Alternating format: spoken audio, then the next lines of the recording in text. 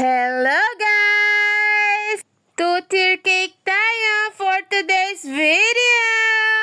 Actually, itong cake na ito pala guys ay order pa sa akin noong February 2. Akala ko talaga ay na-edit ko na tong video na to. Kasi nung araw na ginagawa ko yung cake na yan, sabi ko talaga ay i-film ko yung paggawa ko ng cake na to. Kasi nung araw na yan ay sobrang saya talaga ng puso ko.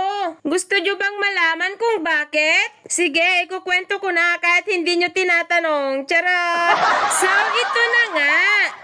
Katapusan ng January at hapon ito, tumawag sa akin ang aking bestie. Tinatanong niya kung magkano daw benta ko ng 3-tier na cake. Sabi ko naman ay depende sa size. Pumunta kasi si client sa shop na pinagtatrabahuhan niya at kailangan niya daw ng cake sa February 2. Kaya lang, nag-cut off na daw sila, kaya sa akin niya na lang ni-refer si client. Wow. Nag-send ako sa kanya ng inspo at ito yung napili niyang design. Dahil hindi nga ako yung nakakausap ni client, ay sabi ko sa aking bestie, ay kailangan niyang mag-down payment. Alam niyo ba, down payment lang yung hinihingi ko, pero fully paid pa yung iniwan niya.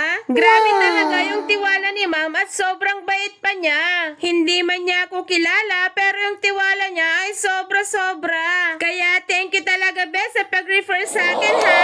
Sana mapanood mo to. At syempre, thank you din kay ma'am na umorder sa amin. Happy 75th birthday, Ma'am Virgie! Thank you for trusting! At ito na ang final look ng ating cake! Ano sa tingin nyo? Ang ganda, diba? Thank you so much guys for watching. Bye!